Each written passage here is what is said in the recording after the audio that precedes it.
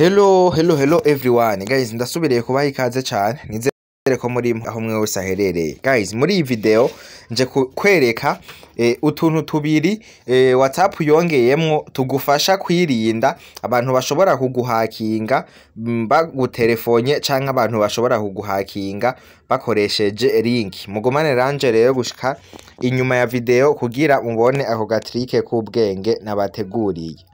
Okay guys, ukaburi mushasha rero ukabutarakora kuri subscribe nagomara gusabe umfashe kwakwanye kugira ibi vyigwa vy'ubwenge ntibizoze biragucika. Nimubanze mumfashe rero hama tugende n'agatrike kuno musi. Okay? Ico bigusaba rero uraza winjire muri WhatsApp ushaka kuvyugara.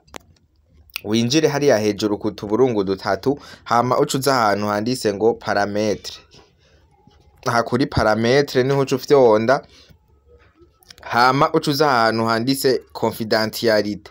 Ahantu kuri confidentiality niho uca wemeza hama ucumanuka ino musi hanyuma waha hantu handitse ngo parametre avance.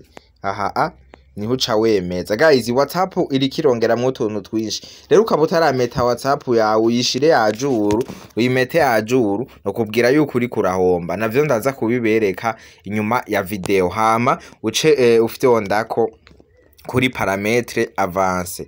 Okay, murabona utu tuntu tubiri WhatsApp yongeyemwo aha hantu haravuga ngo aha ngo protege l'adresse IP lorsque desapere. Nukuvuga uprotege IP address, nukuvuga ni ukuntu umuntu yoshobora kuguhakinga akoresheje apere. Guys, umuntu arashobora kuguhakinga cyane cyane ibintu byo gutrackinga agashobora kubona aho uherereye canke akwinjirira muri WhatsApp yawe akoresheje apere. Nukuvuga kujya muba muri ko muravugana umwanya muremure nawe abari karaguhakinga abafise nka machine ku ruhande ari karaguhakingira ko wowe muri ko muravugana agashobora kuguhakinga. Aha rero wowe mu kwirinda aka kantu ucukugurura no kuvuga active iyo protection yo kwirinda. Aka kantu ka kabiri nako ni desactive desaperkiderie. No kuvuga hanaho nahone wirinda abantu bashobora kuguhakinga bakoresheje link nk'abajya abantu. Guys, niyo mpamvu ama group ya WhatsApp usanga twayugaye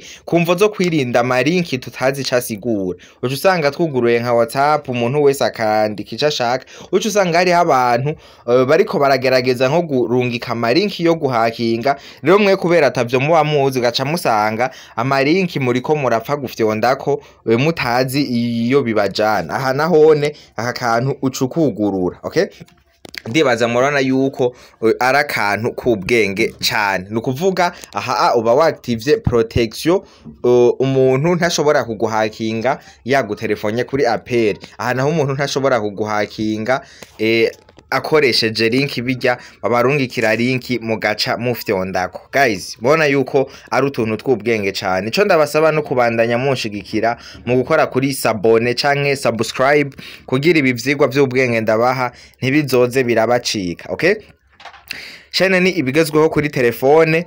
Mubandanye mudufasha kugira jeme na partage. Guys, mudufashe gusangiza abandi bivyigwa kugira ntibizoze birabacika. Reka renda bereke ukuntu mu meta WhatsApp muyishira ajuru kugira utu tuntu tw'ubwenge baba bongeyemwo ntituzoze turabacika. Okay? Uraza kuri Play Store yawe rero jewe ngiyi winjiremwo nkuku hama winjiyemwo murabona yuko na Play Store bongeyemwo utuntu tw'ubwenge. Kare recherche twari tuyizi no hejuru ariko ubu murabona yuko bayimanuye ino musi. Uje ufyenza kuri recherche uce wandika ijambo biravana na WhatsApp ukoresha. Twe yari WhatsApp Messenger uce wandika WhatsApp Messenger nkuku hama uce ufyondako kwijambo yari yose ubona ryanditse ko WhatsApp Messenger. Reka to dufyonde kuri riya ryambere cyangwa ugafyonda ino musi kuri clavier. Aha okay,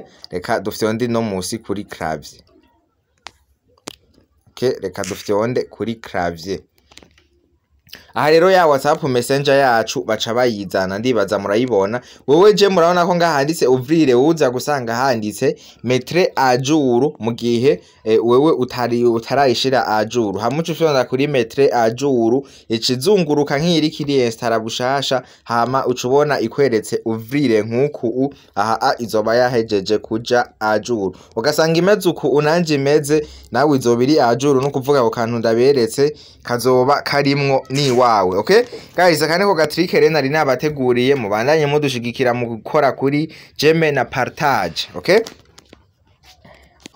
guys, ukabutarugurura rero konte muri 1xbet no kubwira yuko uri kurahomba kwakwanya ugurure konte muri 1xbet ukoresheje code promo ibigezweho murayibona mu ndome nkuru ikode promo iragufasha kuronka bonus ya 200% kuri depo ya mbere ugize. Okay ufise ikibazo ucu twandikira kuri 68 649 497. Okay nuko rero ciao ciao tuzosubira mu kandi gatrike kazokurikira. Bye bye.